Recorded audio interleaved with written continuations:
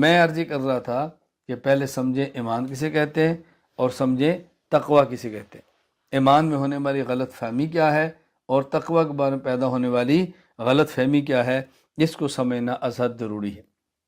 دوسری بات یہ سمجھیں کہ یہ ایمان یعنی عقائد اور یہ تقوی، یہ دو چیزیں حاصل کیسے ہوں، یہ دو چیزیں حاصل کیسے ہوں؟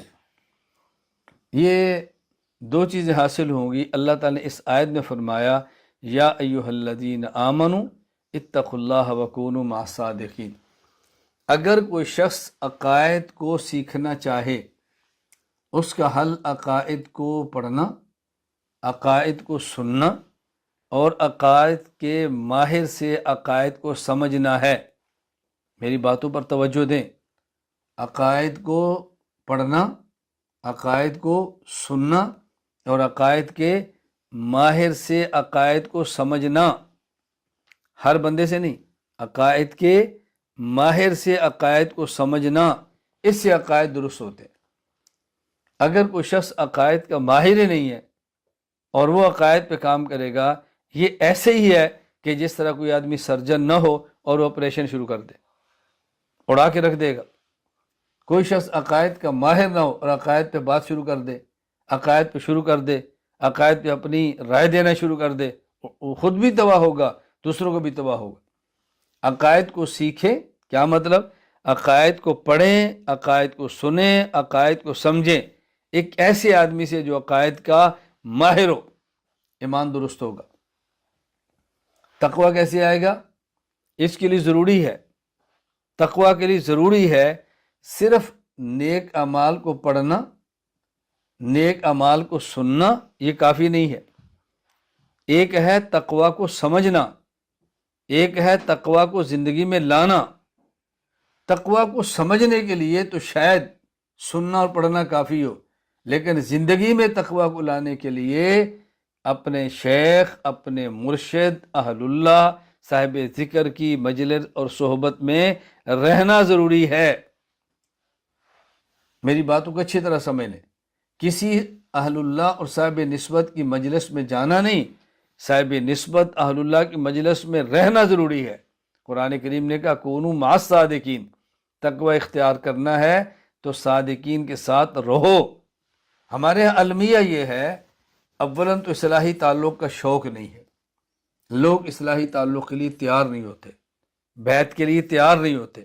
اور میری بات یاد رکھنا، اصلاحی تعلق کے لیے تیار نہ ہونے کی سب سے بڑی وجہ وہ نفس پرستی ہے۔ سب سے بڑی رکاوٹ انسان کی خواہشات، انسان کا نفس اور انسان کی اپنی یہ تسکین ہے، اس وجہ سے نہیں ہوتا۔ کیوں؟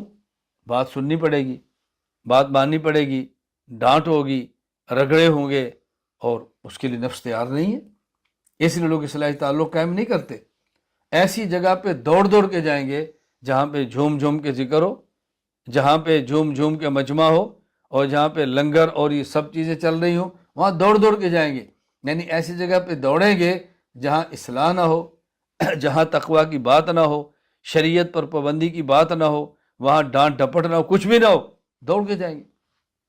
جہاں ڈانٹ ملی اور وہیں سے گئے، جہاں سے تھوڑا سا سمجھایا وہیں سے دوڑے۔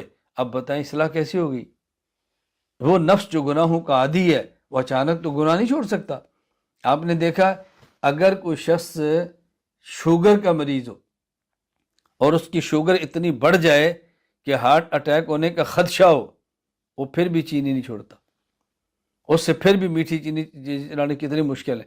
یعنی اس کو نظر آ رہا ہے کہ میرے شوگر کے بڑھنے سے میرے اوپر کیا مصیبت آفت آنے والی ہے، پھر بھی کبھی چاکلیٹ چکھنا ہے، کبھی ٹافی کھا لینی ہے، کبھی کھجور کھا لینی ہے، کبھی کچھ کھا لینا ہے، تھوڑی تھوڑی سمجھ کے لگے رہیں گے۔ اب بتائیں کوئی شخص جس کو شوگر کی وجہ سے اپنی آفت، مصیبت، بیماری نظر آ رہی ہو، وہ اس میٹھے کو چھوڑنے کے لیے تیار نہیں ہوتا، تو وہ نفس کہ جس کو تقوی کا عادی بنانے سے اس کا اصل نتیجہ ہی موت کے بعد نظر آنا ہو، بتائیں وہ کتنی جلدی بندہ ٹھیک ہو سکتا ہے، وہ کتنی جلدی خود کو بدل سکتا ہے؟ بہت مشکل ہے لیکن ناممکن نہیں ہے، یہ بات یاد رکھ لیں، ناممکن نہیں ہے۔ تو ہم نے عقائد بھی درست کرنے ہیں اور ہم نے تقوی بھی اختیار کرنا ہے۔ اور میں نے بتایا کہ تقوی حاصل کرنے کے لیے اپنے شیخ کی مجلس میں رہنا، اپنے شیخ کی خدمت میں رہنا، اپنے شیخ پر خود کو فنا کرنا، یہ از حد ضروری ہے۔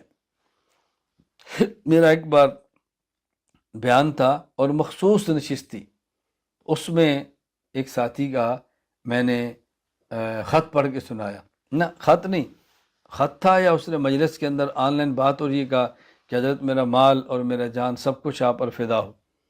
ایک ساتھی نے اشکال کیا کہ کیا امتی کے لیے لفظ کہنا جائز ہے کہ میرا سب کچھ فدا ہو آپ کے اوپر؟ تو میں نے کہا ایک تو اس کا مطلب یہ نہیں ہے کہ میں اللہ کی بجائے آپ پر فدا کروں، اس کا معنی ہوتا ہے کہ میں اپنا مال آپ کو دوں اور اس لیے کہ آپ دین کا کام کرتے ہیں، یہ معنی ہے۔ میں اپنی زندگی آپ کے ساتھ گزاروں کیونکہ مجھے آپ دین پر لگائیں گے، یہ معنی نہیں کہ اللہ کو چھوڑ کر خیر اللہ کے نام پہ مال دے رہے ہیں۔ اور حضرت مولانا، میں نے یعنی عجیب بات ہے، قاری محمد طیب رحمہ اللہ تعالی 40 سالہ دارالعلوم دیوبند کے محتمم، حضرت نے حضرت نانوتوی رحمہ اللہ کے بارے میں ایک قصیدہ لکھا اور اس کا جو پہلا شعر ہے وہ یہ ہے، نفس الفداء لقاسم العلوم والخیرات، نفس الفداء لقاسم العلوم والخیرات، قاسم العلوم والخیرات مولانا قاسم نانوتوی پر میری جان فدا ہو۔ اب اس کا معنی یہ تھوڑا ہے کہ اللہ کو چھوڑ کر ان کو سجدے شروع کریں گے، مقصد یہ ہے کہ میں سب کچھ فدا کروں، کیا انہیں دین کی خدمات سر انجام دی ہے۔